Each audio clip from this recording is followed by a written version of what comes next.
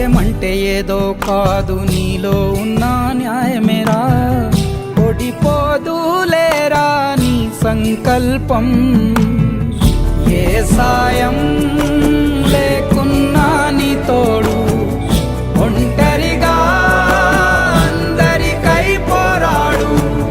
గెలవాలి నీలాంటి మంచోడు, గెలిచేలా చూస్తాడు పైవాడు. ఏమైంది ఏమైంది అయినా ఇప్పుడు ఏమైంది? ఆటుపోటు లేకపోతే జీవితమేముంది?